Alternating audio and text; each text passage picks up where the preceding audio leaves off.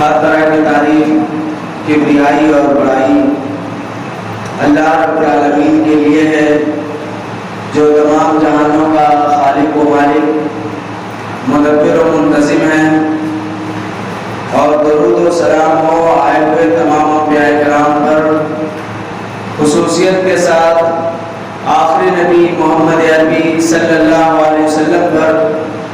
جو تمام جہانوں کے لیے رحمت، ہدایت اور بشیر و نذیر بنا کر بھیجے گئے۔ محترم سامعین، جیسا کہ ہم میں سے کچھ لوگوں کو یہ معلوم ہے کہ اسلامی نیا سال شروع ہو گیا ہے اور آج محرم الحرام کی 6 تاریخ ہے، لہذا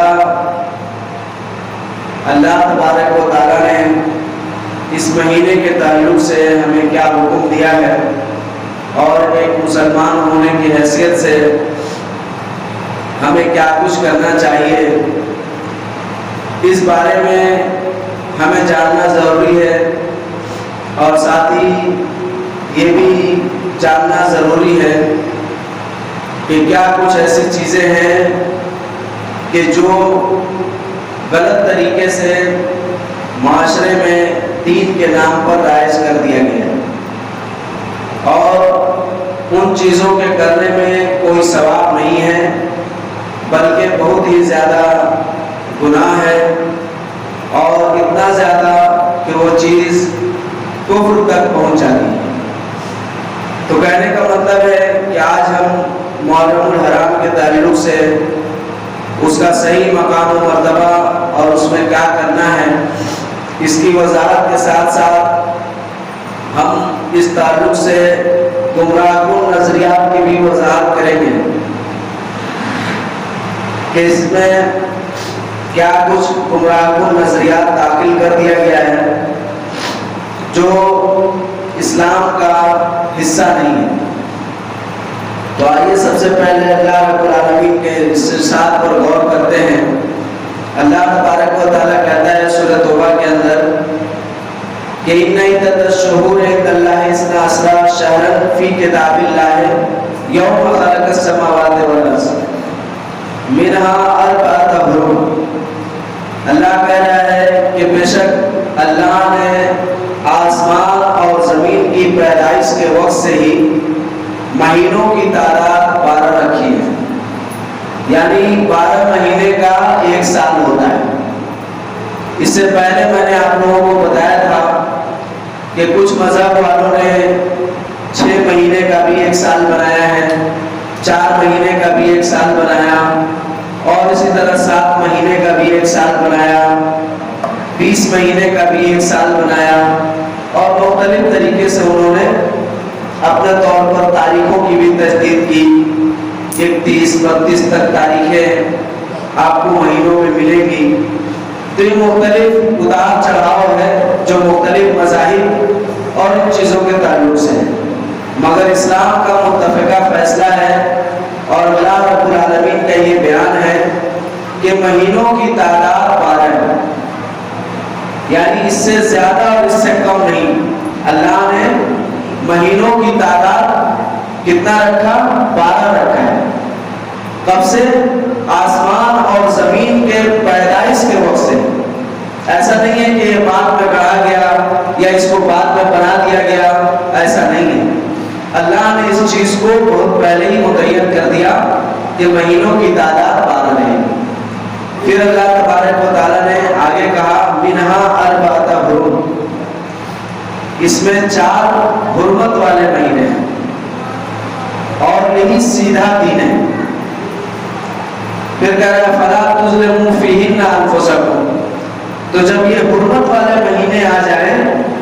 تو اس میں اپنے نفس پر ظلم نہ کرو، اپنے نفس پر ظلم نہ کرو۔ یہ اللہ تبارک و تعالیٰ نے بیان کیا ہے، اور یہ عربی زبان کی خوبصورتی ہے کہ آپ کو گناہ کے کام کرنے کے تعبیر کو بیان کیا جا رہا ہے کہ اپنے نفس پر ظلم نہ کرو۔ یعنی اگر اچھائی کا کام آپ کرتے ہیں اپنے لیے کرتے ہیں، اور اگر برائی کا کام کرتے ہیں تو وہ بھی آپ اپنے لیے ہی کرتے ہیں۔ اس لیے اللہ تبارک و تعالیٰ کہہ رہا ہے کہ ان مہینوں میں یعنی حرمت والے مہینوں میں جو 4 ہیں ان میں اپنے نفس پر ظلم نہ کرو۔ اب یہاں جو 4 حرمت والے مہینے ہیں اس کی توضیح آپ صلی اللہ علیہ وسلم نے کی کہ 4 حرمت والے مہینے ایسے ہیں جو پے در پے ہیں، ان میں 3 پے در پے ہیں اور ایک بیچ میں آتا ہے، تو 3 پے در پے یعنی لگاتار ذی القعدہ، ذی الحجہ اور محرم، یہ تینوں پے در پے آتے ہیں، یعنی 11واں مہینہ ذی القعدہ، 12واں مہینہ ذی الحجہ اور پھر پہلا مہینہ محرم، یہ تینوں پے در پے آتے ہیں، اور بیچ میں ایک مہینہ آتا ہے جس کو رجب کہتے ہیں۔ یہ رجب، یہ کل 4 مہینے ہوئے جو حرمت والے مہینے۔ حرمت والے مہینے سے کیا مراد ہے، اس میں کیا نہیں کرنا ہے، وہ تو اللہ تبارک و تعالیٰ نے واضح کیا کہ اس میں اپنے نفس پر ظلم نہیں کرنا ہے، قتال نہیں کرنا ہے، دیگر گناہ کے کام نہیں کرنا ہے۔ مگر حرمت والا مہینہ یا حرمت کا معنی و مفہوم کیا ہے، اس سے کیا سمجھ میں آتا ہے؟ تو علماء لغت نے، مفسرین نے بہت ساری توضیحات کی ہیں کتاب و سنت کو سامنے رکھتے ہوئے، جس میں سب سے بہتر معنی علامہ ابن قیم رحمۃ اللہ علیہ نے اپنی کتاب میں بیان کیا ہے کہ سب سے بہتر اور صواب اور درست بات یہ ہے کہ حرمت سے مراد یہ ہے کہ آپ اللہ تبارک و تعالیٰ کی حرام کردہ چیزوں سے بچیں،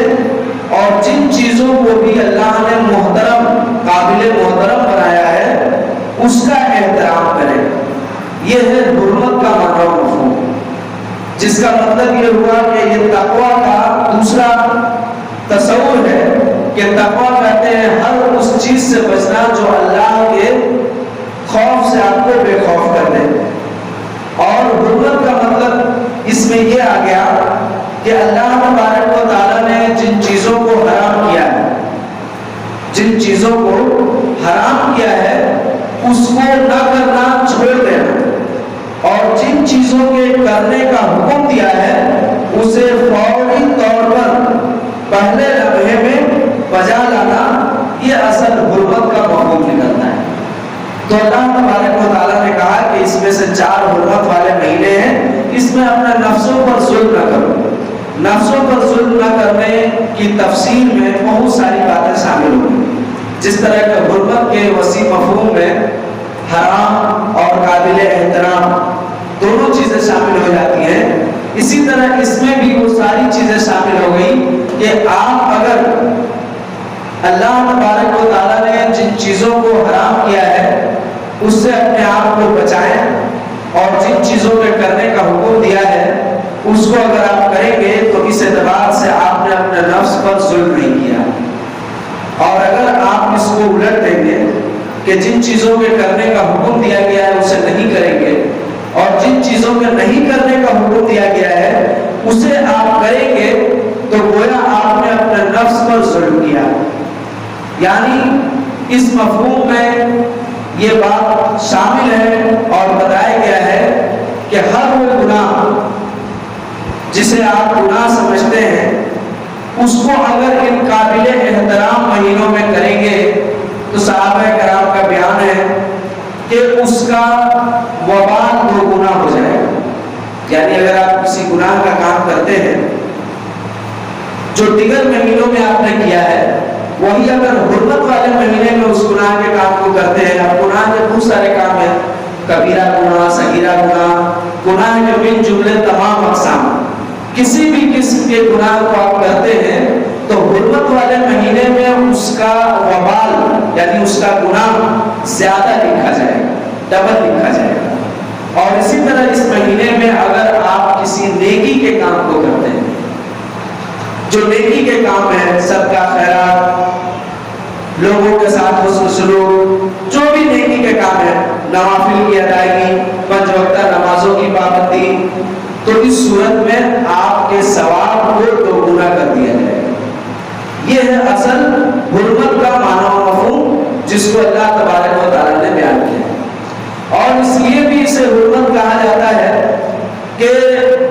جاہلیت کے دور کے لوگ یعنی اہل مکہ مشرکین مکہ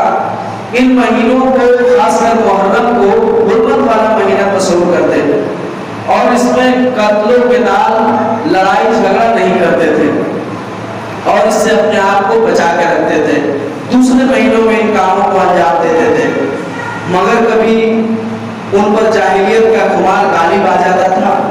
تو وہ کہتے تھے کہ ایسا کرو اس مہینے کو ہم لوگ دوسرے مہینے میں کنورٹ کر دے رہے ہیں یعنی یہ محرم کا نہیں اس کو کسی اور مہینہ مان لیا جائے اور اس میں ہم لوگ قتال کر لے رہے ہیں لڑائی جھگڑا کر لے رہے ہیں اور اس کے بعد والے مہینے کو محرم قرار دے دیں گے. اس طرح وہ کر لیا کرتے تھے جس کو اللہ تبارک و تعالیٰ نے قرآن میں کہا کہ انہوں نے ایک تو اپنے نفس پر بھی ظلم کیا مزید یہ بھی ظلم کیا کہ اللہ کے حدود کو انہوں نے پامال کیا اور آگے پیچھے تقدیم تاخیر کر کے بھی انہوں نے ایک ظلم کیا. تو ہم مسلمانوں کو ان کاموں کی اجازت نہیں دی گئی ہے ان مہینوں میں خاص کر حرمت والے مہینوں. اب یہ ہوا حرمت کا معنی مفہوم. اب آئیے اس میں جو حرمت میں 4 مہینے داخل ہیں ذی-القعدہ ذی-الحجہ محرم اور رجب یہ 4 مہینے جو داخل ہیں اس میں پہلا مہینہ اور سال اسلامی کیلنڈر کے سال کا پہلا مہینہ محرم الحرام یا المحرم الحرام. تو علماء لغت نے لکھا ہے کہ اس کو محرم الحرام نہیں کرنا بہتر ہے اس کو المحرم الحرام کہنا چاہیے کیونکہ یہ ایک بہت زیادہ محترم اور قابل احترام مہینہ ہے اور اس مہینے کو اللہ کا مہینہ یا اللہ کا محفوظ مہینہ یا اس طرح سے دیگر تعبیرات احادیث کے اندر موجود ہے اس لیے بہتر ہے کہ اس کو المحرم کہا جائے بجائے محرم کہنے کے. اور اہل جاہلیت میں اس کے کئی ایک نام تھے جیسے موجب معتبر اس مہینے کو کہا جاتا تھا موجب نام سے بھی اس مہینے کو پکارا جاتا تھا معتبر کا مہینہ بھی کہا جاتا تھا. اسی طرح اس کو سفرین بھی کہا جاتا تھا. سفرین یعنی جس طرح ربیع الاول ربیع الثانی ہے تو اسی طرح محرم سفر الاول کہا جاتا تھا اور سفر الثانی کہتے تھے اور اس طرح اس کو سفرین یعنی سفر اول کے نام سے بھی تعبیر کیا جاتا تھا. تو یہ ہو گیا محرم الحرام کے متعلق علماء لغت اور جاہلیت کے اقوال اور ان کے آراء. اس کے بعد اب ہمیں شریعت نے اس میں کیا کرنے کا حکم دیا ہے اس بات کو ذرا ہم سمجھیں اور غور کریں کہ شریعت نے ہمیں اس میں کیا عائد کیا ہے. تو سب سے پہلی چیز جس کی میں نے وضاحت کر دی کہ حرمت والا مہینہ ہے اس میں آپ کو ہر ایک چھوٹی بڑی غلطیوں سے اپنے آپ کو محفوظ رکھنے کا حکم دیا گیا ہے اور دوسرا کہ ہر ایک چھوٹی بڑی نیکیوں کے کرنے کی ترغیب دی گئی. پہلا کام یہ ہوا. دوسرا کام اس میں یہ بتایا گیا ہے کہ اللہ کے رسول صلی اللہ علیہ وسلم نے کہا کہ یہ محرم اللہ کا مہینہ ہے لہذا تم اس میں روزہ رکھو. روزہ رکھنے کا حکم دیا گیا. روزہ رکھنے کا حکم عاشورہ کے دن کا یعنی محرم کے 10ویں تاریخ کو روزہ رکھنے کا حکم ہے. اس کی 4 صورتیں بیان کی گئی ہیں. پہلی صورت یہ ہے کہ آپ صلی اللہ علیہ وسلم نے اس روزہ کو رکھا اہل کتاب کی موافقت کرتے ہوئے اور اہل جاہلیت بھی یعنی مکہ والے بھی یہ روزہ رکھتے تھے. اس لیے رکھتے تھے کہ ان کے دور میں کوئی ایک بہت بڑی مصیبت آن پڑی تھی جس مصیبت کے تحت انہیں ان کے کچھ نیک لوگوں نے مشورہ دیا کہ اگر تم اس دن روزہ رکھو گے تو اللہ تبارک و تعالیٰ تمہارے اس تکلیف کو دکھ کو درد کو دور کر دے گا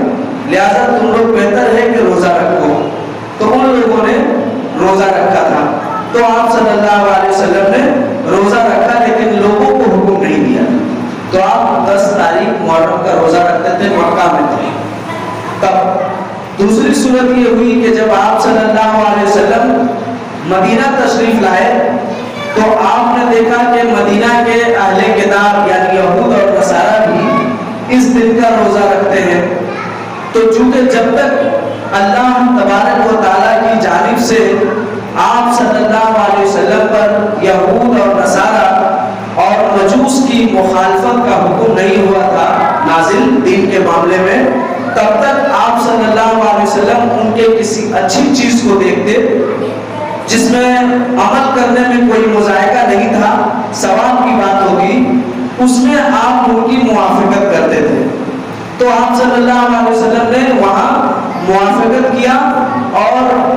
اصحاب کو بھی روزہ رکھنے کا حکم دیا۔ تو اس طرح سے یہ دوسری صورت ہوئی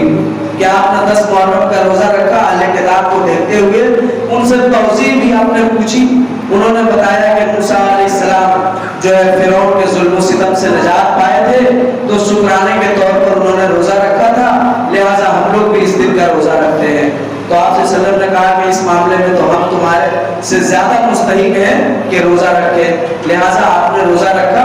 اور اپنے ساتھیوں کو بھی کہا کہ روزہ رکھو۔ تو یہ دوسری صورت ہوئی عاشورہ کے روزہ رکھنے کی۔ تیسری صورت یہ بیان کی گئی ہے کہ جب آپ صلی اللہ علیہ وسلم پر رمضان کے روزے فرض کر دیے گئے، کہا گیا کہ رمضان کا روزہ فرض ہے، تو آپ صلی اللہ علیہ وسلم نے اس وقت پھر صحابہ کرام کو بتایا کہ رمضان کے روزہ سے پہلے یہ محرم کا روزہ کیا تھا؟ فرض تھا۔ حدیث کے اندر موجود ہے کہ صحابہ کرام بھی رکھتے تھے اور اپنے بچوں سے بھی رکھواتے، یہاں تک کہ افطار کا وقت ہو جاتا اور بچے بھوک سے تڑپنے لگتے تو صحابہ کرام انہیں کھلونا دے دیا کرتے جس سے وہ کھیلتے تھے اور افطار کا وقت ہو جاتا تھا۔ تو یہ دوسری صورت ہوئی۔ تیسری صورت میں جب آپ صلی اللہ علیہ وسلم پر رمضان کا روزہ فرض کر دیا گیا تو آپ نے صحابہ کرام کو یہ اعلان کیا کہ اب تم پر رمضان کا روزہ فرض کر دیا گیا ہے، لہٰذا تم رمضان کے تو 30 دن روزہ رکھو گے، مگر یہ محرم کا روزہ تمہارا اختیاری ہو گیا، جس کا جی چاہے رکھے اور جس کا جی چاہے چھوڑ دے، کیونکہ یہ نفل ہو گیا۔ اور یہ قاعدہ بھی ہے کہ جب کوئی فرض عمل کو اللہ تبارک و تعالیٰ منسوخ کرتا ہے تو اس کو نفل بنا دیتا ہے، جیسے کہ تہجد کی نماز، تہجد رات کی نماز، اس کو جب اللہ تبارک و تعالیٰ نے فرض کیا تو صحابہ کرام نے 1 سال تک آپ صلی اللہ علیہ وسلم کے پیچھے باجماعت نماز ادا کی تہجد کی۔ صحیح ابن خزیمہ کے اندر یہ روایت موجود ہے، آپ لوگ دیکھ سکتے ہیں۔ پھر اللہ تبارک و تعالیٰ نے اس نماز کو نفل قرار دے دیا اور اس کے جگہ 5 وقت کی نمازوں کو فرض کیا گیا۔ تو اس طرح اللہ تبارک و تعالیٰ جس چیز کو فرض کرتا ہے پھر اس کو جب منسوخ کرتا ہے تو اس کو نفل بنا دیتا ہے۔ اسی لیے آپ صلی اللہ علیہ وسلم نے تراویح کی نماز کے بارے میں کہا تھا کہ تمہاری اس کثرت کو دیکھ کر مجھے ڈر ہے کہ کہیں اللہ تعالیٰ پھر اسے دوبارہ فرض نہ کر دے، اس لیے آپ نے لوگوں کو اس میں رخصت دیا۔ تو اسی طرح عاشورہ کے روزے کے بارے میں بھی آپ نے کہا کہ تم پر فرض تھا لیکن اب رمضان کا روزہ فرض کر دیا گیا اور یہ تمہارے لیے نفل کر دیا گیا، اس لیے تم میں سے جس کا جی چاہے رکھے اور جس کا جی چاہے چھوڑ دے، یعنی کوئی دباؤ نہیں ہے کہ رکھنا ہی پڑے گا، نہیں رکھنے سے گناہگار ہوگا، وہ صرف فرض عمل میں ہوتا ہے۔ اور چوتھا یعنی چوتھی صورت عاشورہ کے روزے کی یہ ہوئی کہ جب آپ صلی اللہ علیہ وسلم پر مخالفت کی صورت نازل ہو گئی کہ آپ خالف الیہود والنصارہ والمجوس، کہ آپ مجوسیوں کی، یہودیوں کی، نصرانیوں کی دین کے معاملے میں مخالفت کیجیے۔ تو دین کے معاملے میں مخالفت کرنے کی جب بات نازل ہوئی تو آپ صلی اللہ علیہ وسلم نے اپنے آخری دور میں اس بات کا پختہ ارادہ فرمایا کہ اگلے سال اگر محرم تک میں زندہ رہا تو انشاءاللہ میں 9 اور 10 یعنی 2 دن کا روزہ رکھوں، کیونکہ یہاں صرف 10 محرم کا ہی روزہ رکھا جا رہا اور یہ اہل کتاب کی موافقت میں تھی یا اہل جاہلیت کی دیکھا دیکھی آپ نے اچھا چیز سمجھ کر رکھا تھا اور صحابہ کو بھی حکم دیا تھا، پھر یہ اللہ کی جانب سے فرض بھی کیا گیا تھا، لیکن 10 ہی محرم تھا۔ لیکن جب یہ مخالفت کی بات نازل ہوئی تو آپ نے اس مخالفت کی صورت یہ بتائی کہ اس میں اضافہ کیا جائے گا۔ اضافہ کیا کیا جائے گا؟ 1 دن پہلے یعنی 9 اور 10 2 دن ہم لوگ روزہ رکھیں گے عاشورہ کا، لیکن وہ وقت نہیں آیا اور آپ صلی اللہ علیہ وسلم کا ربیع الاول میں ہی انتقال ہو گیا، جس کی وجہ سے آپ اگلے سال اس روزے کو نہیں رکھ سکے، مگر صحابہ کرام نے آپ کے اس پختہ ارادے کو پائے تکمیل تک پہنچایا اور صحابہ کرام 9 اور 10 کا روزہ رکھا کرتے تھے۔ آپ سے سلم کے بعد 9 اور 10 کا روزہ رکھا کرتے تھے، بلکہ ایک روایت اس طرح بھی آتی ہے مسند احمد کی کہ مخالفت کرو 9 اور 10 کا رکھ کے یا پھر 10 اور 11 کا رکھ کے، تو اس کی ایک سند تو صحیح نہیں ہے، مگر دوسری سند میں یہ چیز ثابت ہوتی ہے، لہٰذا علماء کرام نے یہ کہا ہے کہ اگر کوئی شخص محرم کے عاشورے کا روزہ 9، 10، 11 3 دن رکھتا ہے تو یہ سب سے زیادہ افضل اور باعث ثواب ہے۔ تو یہ سب سے بڑا درجہ ہے کہ آپ 9 تاریخ کا، 10 تاریخ کا اور 11 تاریخ کا روزہ رکھیں، جو آپ کو 8، 9 اور 10 انگریزی تاریخ اگست کے 8، 9 اور 10 کی تعداد پڑے گی۔ تو اس اعتبار سے یہ روزہ کی 4 مختلف صورتیں ہوئی، جس کو رکھا گیا ہے عاشورہ کے روزہ کے طور پر، اور اس کی فضیلت یہ بیان کی گئی ہے کہ جو شخص اس روزے کو رکھے گا اللہ تبارک و تعالیٰ ایک سال پچھلے ایک سال کے گناہوں کا کفارہ بنا دے گا، یعنی ایک سال جو ہم نے گناہ کیا تو نیا سال شروع ہونے کے ساتھ ساتھ اس پورے ایک سال کے گناہوں کا کفارہ یہ روزہ بنا دیا جائے گا۔ شریعت میں اتنے ہی کام کرنے کا حکم دیا گیا ہے محرم میں، اس کے علاوہ محرم میں اس کے علاوہ جو کام بھی ہم کرتے ہیں، جتنا کام بھی کرتے ہیں، چاہے جس اعتبار سے کریں اور جو چیز بھی کریں، وہ سب کے سب باطل ہے، اس کی کوئی حیثیت نہیں ہے، اس کی کوئی حیثیت نہیں ہے، وہ سب کے سب گمراہ کن نظریات ہیں، اور نبی اکرم صلی اللہ علیہ وسلم کے نام پر جھوٹی حدیثیں کر دی گئی، ایک بھی اس میں سے بات صحیح نہیں۔ آپ کو میں دکھاؤں، یہ علامہ ابن جوزی رحمۃ اللہ علیہ کی کتاب ہے، اس کتاب کا نام ہے کتاب الموضوعات من الاحادیث المرفوعات، یعنی یہ 4 جلدوں میں کتاب ہے، اس میں یہ بات بیان کی گئی ہے کہ نبی اکرم صلی اللہ علیہ وسلم کے نام پر گڑھی گئی جھوٹی حدیثیں، جس کو حدیث کے نام سے تعارف کرایا جاتا ہے، کہا جاتا ہے اللہ کے رسول نے کہا، اللہ کے رسول نے ایسے کرنے کو کہا، ویسے کرنے کو کہا، ان تمام حدیثوں کو انہوں نے اس میں جمع کیا ہے اور تحقیق کے ساتھ ثابت کیا ہے کہ یہ آپ صلی اللہ علیہ وسلم سے ثابت نہیں ہے، آپ کے نام پر جھوٹی باتیں گڑھی گئی۔ تو اس کے اندر انہوں نے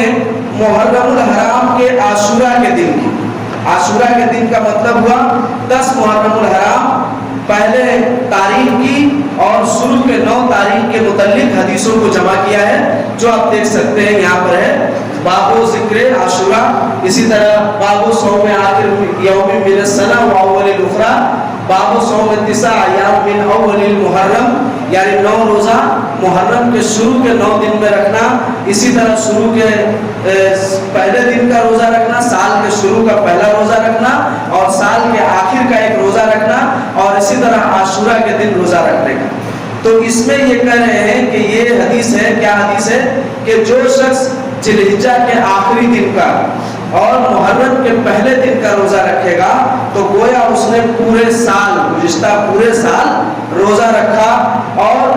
آئندہ پورے سال بھی روزہ رکھنے کا اس کو ثواب دیا جائے گا،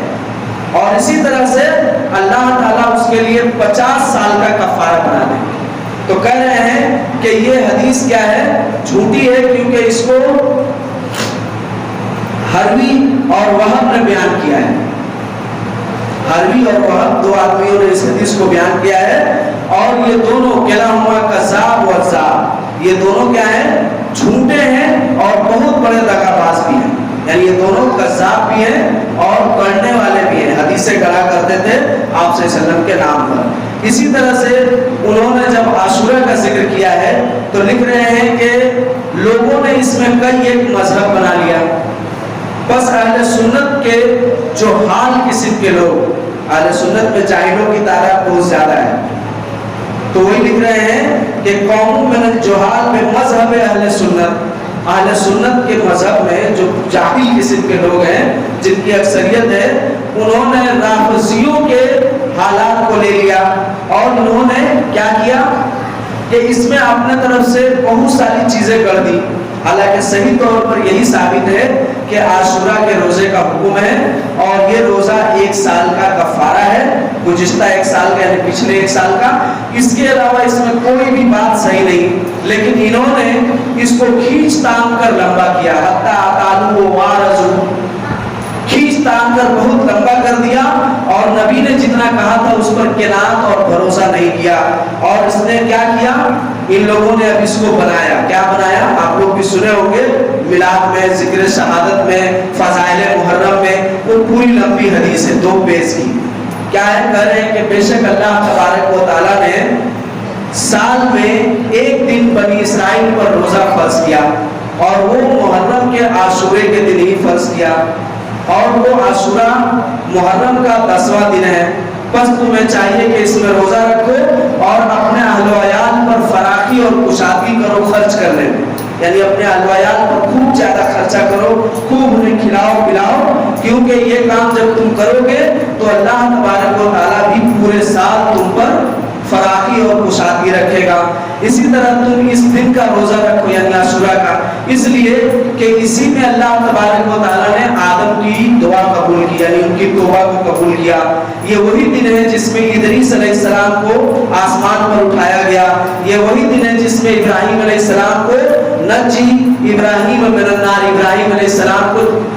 آگ سے جو نمرود نے جلائی تھی اس آگ سے پناہ دی گئی، یہ وہی دن ہے جس میں نوح علیہ السلام اپنے کشتی سے اترے، یہ وہی دن ہے جس میں اللہ نے موسیٰ علیہ السلام پر تورات نازل کی، یہ وہی دن ہے جس میں اسماعیل علیہ السلام کو اللہ نے فدیہ دے کر ان کی جان کو بچایا، یہ وہی دن ہے جس میں اللہ نے یوسف علیہ السلام کو جیل سے نکالا، یہ وہی دن ہے جس میں اللہ نے یعقوب علیہ السلام کی آنکھ کی روشنی لوٹائی،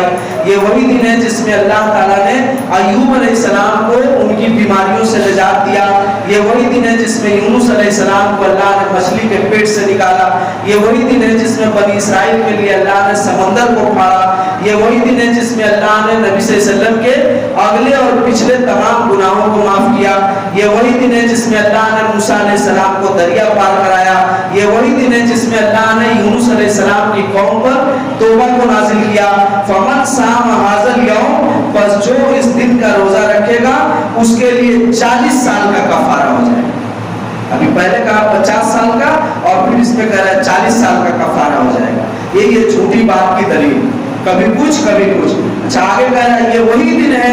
دنیا کے دنوں میں سے جس کو اللہ نے سب سے پہلے دن پیدا کیا، تو عاشورہ اسی حدیث کے اوپر بہنا کہ وہ یوم العاشر من المحرم، یہ محرم کا 10واں دن ہے، تو جو 10واں دن ہوگا اس کو اللہ پہلے کیسے پیدا کر دے گا، اس کے لیے تو 9 دن ہونا ضروری ہے، اور 9 دن میں پہلا دن کیسے ہو گیا، تو دیکھیے آگے کیا کہہ رہے ہیں کہ یہ وہی دن ہے دنیا کے دنوں میں جس کو اللہ نے سب سے پہلے پیدا کیا، یہ وہی دن ہے جس میں اللہ نے سب سے پہلے بارش نازل کی، یہ وہی دن ہے جس میں اللہ نے رحمت نازل کی، یہ وہی دن ہے جس میں اللہ نے جو ہے رحمت نازل کی، بس جو اس دن کا روزہ رکھے گا تو گویا اس نے پوری زندگی روزہ رکھنے کا ثواب پایا، اور یہ ابھی 50 ہوا پھر 40 پہ آیا اور پھر ایک ہی مرتبہ پوری زندگی کا نذرانہ سنا دیا گیا، پھر کہا جا رہا ہے وہ صوم الانبیاء، یہ انبیاء کا روزہ ہے، اسی طرح کہا رہا ہے کہ پھر جس نے اس رات کو یعنی عاشورہ کے رات کو زندہ رکھا عبادت کے ذریعے تو اس نے ایسی اللہ کی عبادت کی کہ 7 آسمان میں جتنے بھی مخلوقات ہیں ان میں سب سے بڑا عبادت کرنے والا قرار پا گیا۔ اسی طرح جس نے اس رات یا اس دن میں 4 رکعت نماز پڑھی، اس طرح کہ ہر رکعت میں 1 مرتبہ سورہ فاتحہ اور 50 مرتبہ قل هو اللہ احد پڑھا تو اللہ تعالیٰ اس کے گزشتہ 50 سال کے اور آنے والے 50 سال کے گناہوں کو معاف کر دے گا۔ اسی طرح اس کے لیے اللہ تعالیٰ ملائکہ اعلیٰ میں 1000 نور کا ممبر بنائے گا، اور جس نے اس مہینے میں کسی کو 1 گھونٹ بھی پانی پلایا تو گویا اس نے تمام طرح کے گناہوں سے اپنے آپ کو محفوظ کر لیا۔ اسی طرح سے یعنی ایسا ہو گیا جیسے اس نے گناہ ہی نہیں کی۔ اس محرم کے مہینے میں عاشورہ کے دن کسی نے کسی کو 1 گھونٹ پانی پلا دیا تو اس کا ثواب۔ اچھا اسی طرح جو اس تاریخ کو یعنی عاشورہ کے دن کسی غریب اور مسکین کے گھر کو آسودہ کر دے گا، یعنی کسی غریب مسکین کے گھر کو بہت زیادہ کھانا وغیرہ یا سامان دے دے گا، تو گویا اس نے پورے امت بنی آدم کے فقیروں کو دیا، ایک آدمی کو دیا، پورے بنی آدم کے فقیروں کا ثواب پا گیا۔ اسی طرح اس میں جس نے غسل کیا اس کو کبھی بھی کوئی مرض یعنی 10 عاشورہ کو اگر کوئی نہا لیا تو اس کو پوری زندگی کسی بھی طرح کی بیماری نہیں پکڑے گی سوائے موت کے، یعنی موت آ کر رہے گی لیکن موت کے علاوہ جتنی بھی بیماریاں ہیں اس کو نہیں ہوگی۔ اسی طرح اور بھی بہت ساری باتیں لکھا ہے کہ اسی طرح جس نے اس مہینے میں سرما لگایا اس کو پورے سال آنکھ کی بیماری نہیں آئے گی۔ اسی طرح جس نے کسی یتیم کے ساتھ حسن سلوک کیا اس تاریخ کو تو وہ پورے بنی آدم کے یتیموں کے ساتھ حسن سلوک کیا، اور جس نے روزہ رکھا تو اللہ تبارک و تعالیٰ اس کے لیے پورے سال صیام اور قیام یعنی روزہ رکھنے اور نماز پڑھنے کی عبادت لکھ دیں گے۔ اسی طرح جس نے عاشورہ کے دن روزہ رکھا اسے 10,000 فرشتوں کا ثواب ملے گا، اور جس نے اس کا 10,000 فرشتوں کا ثواب ملے گا، اور 1,000 حاجی اور عمرہ کرنے والوں کا ثواب ملے گا، 1,000 شہیدوں کا ثواب ملے گا، اور اس کے لیے ساتوں آسمان اور زمین میں موجود جتنے بھی لوگ ہیں ان تمام کے برابر اس کو ثواب لکھ دیا جائے گا۔ اور یہ وہی دن ہے جس میں اللہ نے آسمان کو، زمین کو، پہاڑ کو اور دریا کو پیدا کیا، عرش اور لوح و قلم کو پیدا کیا، اور عیسیٰ علیہ السلام کو آسمان پر اٹھایا، اور اسی طرح سلیمان علیہ السلام کو اسی دن بادشاہت عطا کی گئی۔ اسی دن قیامت آنے والی ہے، اور اس دن اگر کسی نے کسی مریض کی عیادت کی تو گویا اس نے پورے بنی آدم کے مریضوں کا عیادت کرنے کا ثواب پایا۔ یہ کیا ہے؟ عاشورہ کے روز کی فضیلت بیان کی گئی۔ کیسی فضیلت؟ جھوٹی فضیلت، یہ آپ صلی اللہ علیہ وسلم کی حدیث نہیں ہے، اور یہ آپ لوگ سنے ہوں گے۔ اس طرح اسی دن نوح علیہ السلام کا کشتی جو ہے جودی پہاڑ پر اترا، فرعون کو یہ ہوا وہ، یہ سب حدیثیں آگے آ رہی ہیں،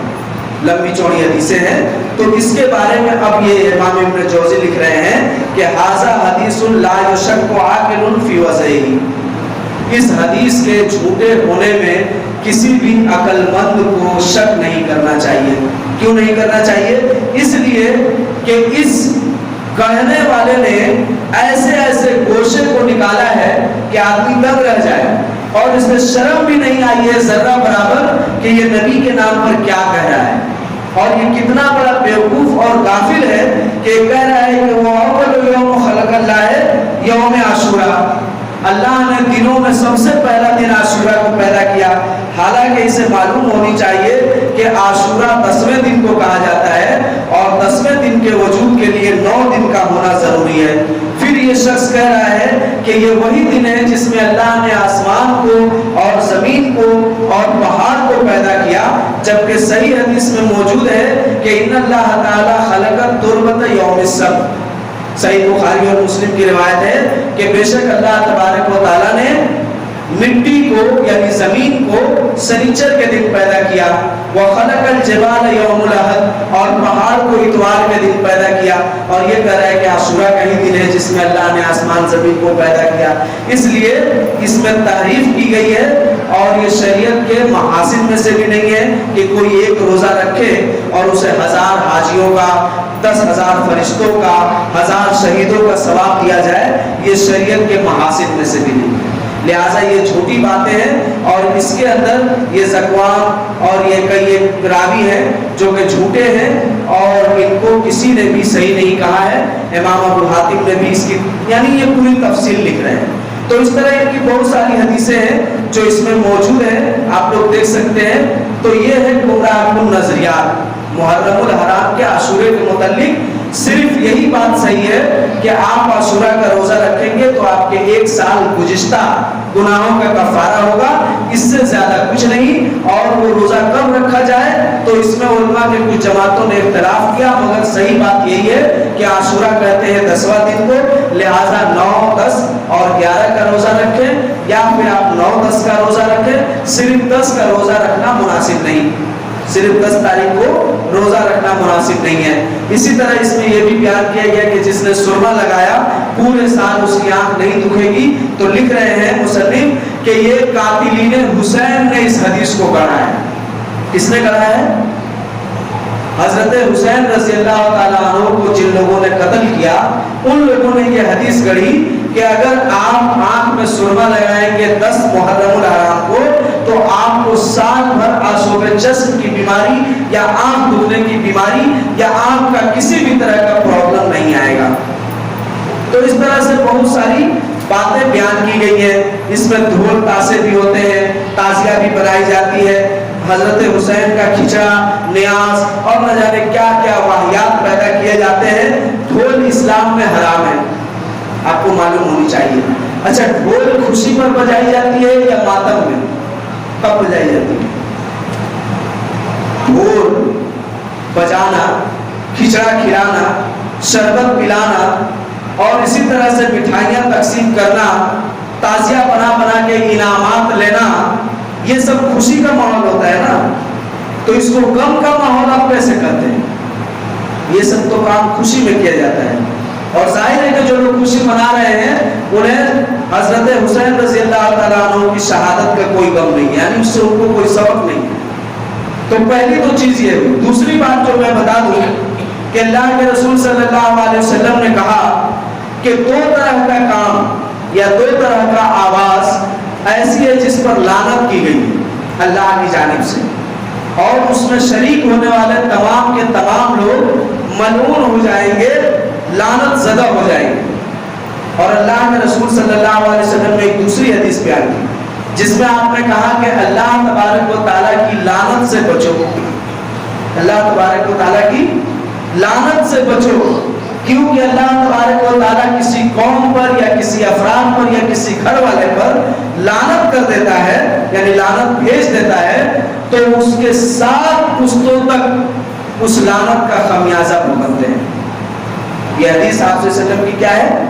کہ اگر تم کوئی ایسا کام کرتے ہو جس پر اللہ نے لعنت کرنے کا وعدہ کیا ہے، اللہ نے کہا ہے کہ اس کام کے کرنے پر میں تمہیں لعنت زدہ کروں گا، تو اگر وہ کام کوئی کر لیتا ہے تو اللہ تبارک و تعالیٰ اس کے 7 پشتوں تک اس لعنت میں گرفتار رکھتا ہے، اس کے 7 خاندان تک کو لعنت میں گرفتار رکھتا ہے۔ تو یہ 2 کام کون سا ہے جس پر اللہ نے لعنت بھیجا ہے؟ 2 کام۔ صحیح ابن حبان اور مجموع الزوائد اور صحیح الجامع میں یہ حدیث موجود ہے۔ 2 کام کیا ہے؟ مسند بزار میں بھی یہ حدیث موجود ہے۔ پہلا کام کہ کسی کے پیدائش پر یا کسی خوشی کے خبر ملنے پر تم بہت زیادہ خوش ہو جاؤ، اتنا زیادہ کہ اس خوشی کا اظہار جشن بنا کے کرو، اس طرح کے کام کرنے پر لعنت ہے۔ اور دوسرا کہ کسی قوم پر کوئی تکلیف اور مصیبت تمہیں پہنچ جائے اور اس پر اپنے آپ کو اس قدر زیادہ مغموم کرو کہ اپنے کپڑے پھاڑو، نوچو، چھریوں سے اپنے آپ کو ہلاک کرو، یہ سارے کام کیا ہیں؟ ایسے ہیں کہ غم پر اس طرح کا کام کرنا، یعنی بڑا زیادہ پیمانے پر اپنے غم کا اظہار کرنا اور بہت زیادہ خوشی کا اظہار کرنا، یہ دونوں کام ایسا ہے کہ اللہ نے اس پر لعنت بھیجی۔ تو اس اعتبار سے بھی آپ دیکھیں کہ کیا یہ کام جو ہم محرم میں کرتے ہیں، پہلے تو اس کا حکم نہیں ہے، دوسرا اگر اس کا حکم ہوتا تو پھر اس طرح کی باتیں ہمیں نہیں بتائی جاتی کہ اس طرح کے کام کرنے پر لعنت ہے۔ تو اس لیے ہمیں اس سے بچنا چاہیے۔ اسی طرح علامہ ابن قیم رحمۃ اللہ علیہ نے بھی اسی ٹاپک پر ایک کتاب لکھی ہے، صحیح ضعیف کے متعلق یہ ایک کتاب لکھی ہے جس کا نام ہے المنار المنیف فی الصحیح و ضعیف۔ تو یہ بہت چھوٹی کتاب ہے لیکن بڑی معنی خیز اور جامع کتاب ہے۔ اس میں انہوں نے ایک صفحے میں ہی پوری بات کو لکھ دیا ہے۔ کیا لکھ دیا ہے؟ دیکھیے، یہ صفحہ نمبر 103 ہے۔ اس میں لکھ رہے ہیں کہ وہ منہل ابتحال یوم عاشوراء والتزین والتصوف والصلاۃ فیہ وغیر ذلک من فضائل لا یصح منہا شیء ولا حدیث واحد ولا يثبت عن النبي في غیر احادیث صیامہ وما عداها فباطل۔ لکھ رہے ہیں کہ اور اسی طرح سے محرم کے مہینے میں سرما لگانے کی فضیلت بیان کرنا، زیب و زینت اختیار کرنے کی فضیلت بیان کرنا، اپنے گھر والوں پر فراخی اور مسکینوں کے ساتھ حسن سلوک کرنے کی باتیں بیان کرنا، اس میں مختلف طرح کی نماز پڑھنے کا حکم دینا، یہ سب جو اس کے فضائل بیان کیے جاتے ہیں اس میں سے کچھ بھی صحیح نہیں ہے۔ ولا حدیث واحد، ایک بھی حدیث صحیح نہیں ہے، ایک بھی حدیث جو نبی کے نام پر بیان کی جاتی ہے۔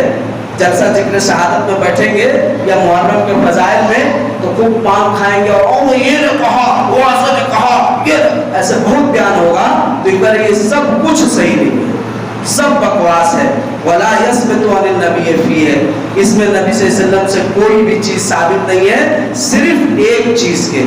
اور وہ کون سی چیز ہے؟ 9 اور 10 محرم کا روزہ رکھنا، یہی ثابت ہے۔ اس کے علاوہ جو بھی ہے وما عداہا، جو بھی ہے فباطل، وہ سب کے سب باطل ہے۔ اور اسی طرح کہہ رہے ہیں کہ بہرکہ یہ جو فضیلت والی گروہ ہے محرم الحرام کے عاشورے کے تعلق سے اور محرم کے تعلق سے، 2 گروہ ہے۔ ایک گروہ وہ ہے جنہوں نے اس میں سرما لگانا، نماز پڑھنا اور نہ جانے کیا کیا بہت سارے ثواب کے کاموں کو ایجاد کیا، تو یہ جھوٹے لوگوں کی گروہ ہے۔ کیا ہے؟ وَزَوْلُ الْكَذَّابِينَ، جھوٹے لوگوں کا گروہ ہے۔ وَقَابَلَهُمْ آخَرُونَ، اور ان کے مقابلے میں ایک دوسری گروہ بھی ہے۔ دوسری گروہ کیا کرتی ہے؟ فَاتَّخَذُوهُ يَوْمَ تَعَلُّ وَحُزْنٍ، ان لوگوں نے اس مہینے کو، جس طرح سے ان لوگوں نے اس مہینے کو ثواب کا، خوشی کا، نظر و نیاز کا، صدقہ و خیرات کا موسم بنا دیا ہے، اسی طرح ایک گروہ نے اس کو حزن، غم اور آفت و مصیبت کا مہینہ قرار دے دیا ہے۔ وہ طائفتان، اور یہ دونوں گروہ کیا ہے؟ مبتدعان، مبتدعتان، کیا ہے؟ بدعتی ہے۔ یہ دونوں گروہ، یعنی خلاصہ کلام اس کو اس طرح کہا جائے کہ امام ابن قیم رحمۃ اللہ علیہ یہ کہنا چاہ رہے ہیں کہ ایک گروہ وہ ہے جو اس میں بہت سارے جائز ناجائز سب عمل کرتا ہے، ایک گروہ وہ ہے جو اس میں صرف کم مناتا ہے، سوگ مناتا ہے۔ یہ دونوں گروہ کیا ہیں؟ بدعتی ہیں، خارجی ہیں اور شیطان کے بندے ہیں۔ ان کے کہنے کا یہی مطلب ہے، کہہ رہے ہیں کہ یہ دونوں بدعتی ہیں، خارجتان عن السنہ، اہل سنت والجماعت سے خارج ہے، اور اہل سنت والجماعت اس میں کیا کرتے ہیں؟ اس میں وہ کام کرتے ہیں جس کا نبی نے انہیں حکم دیا، یعنی وہ روزہ رکھتے ہیں عاشورہ کا۔ وَيَجْتَنِبُونَ مَا أَمَرَ بِهِ الشَّيْطَانُ مِنَ الْبِدَعِ، اور اس چیزوں سے اپنے آپ کو بچاتے ہیں جس بدعتی کاموں کا شیطان نے انہیں حکم دیا ہے۔ تو یہ سب شیطانی کام ہے۔ محرم الحرام اور محرم کے عاشورے کی حقیقت علماء کرام کتاب و سنت سے یہی ہے کہ اس میں عاشورہ کے دن روزہ رکھا جائے، اس سے زیادہ کچھ نہیں ہے۔ اور عاشورہ کا روزہ 9، 10 یا 11 بھی شامل کر سکتے ہیں، 3 دن بھی رکھ سکتے ہیں، 2 دن بھی رکھ سکتے ہیں۔ اس کی فضیلت صرف یہی ہے کہ یہ 1 سال گزشتہ گناہوں کے کفارے کا ہے، اور اس کے علاوہ آپ جو بھی سنیں سب کے سب باطل ہے، جھوٹی ہے، بکواس ہے، اس کا کتاب و سنت سے، شریعت سے کوئی لگاؤ نہیں۔ رہا مسئلہ حسین و یزید، تو وہ بھی اس محرم سے اور اس سے ریلیٹڈ نہیں، وہ ایک تاریخی واقعہ ہے، اور اس کی حدیث میں، کتاب و سنت میں کوئی فضیلت نہیں ہے، اور نہ کسی طرح کی کوئی بات بیان کی گئی ہے۔ وہ ایک یعنی بادشاہی اختلافات تھا جو گھٹا، اور اس میں کسی طرح کا کوئی مسئلہ نہیں ہے۔ اگر اس تحقیق پر آپ کتابیں پڑھنا چاہتے ہیں تو علماء کرام نے کتابیں لکھا ہے، آپ پڑھیں، اور اس میں بھی انہوں نے اس بات کو بیان کیا ہے، انشاءاللہ آئندہ جمعہ بیان کیا جائے گا۔ بس محرم الحرام کی یہی فضیلت ہے اور اس کے 10ویں تاریخ کی یہی حقیقت ہے، اس سے زیادہ کچھ نہیں۔ اور جو بھی آپ سنیں وہ سمجھ لیں کہ وہ سب باطل ہے، کیونکہ اتنی موٹی کتاب پڑھ کے سنانا مشکل ہے، اور اس میں وہ ساری باتیں بیان کر دی گئی ہیں۔ اس کے علاوہ اور بھی ہمارے علماء نے کتابیں لکھی ہیں، اور اعلیٰ حضرت بریلویوں کے اعلیٰ حضرت نے بھی بہت ساری باتیں بیان کی ہیں، ان کے فتاویٰ میں دیکھ سکتے ہیں آپ۔ لہٰذا آخر میں اللہ سے دعا ہے کہ اللہ ہم سب کو صحیح عمل کرنے کی توفیق عطا فرمائے، اس حرمت والے مہینے کی حرمت کو پامال کرنے سے بچائے، اور اس میں کتاب و سنت کے مطابق عمل کرنے کی توفیق عطا فرمائے۔ آمین وآخر دعوانا۔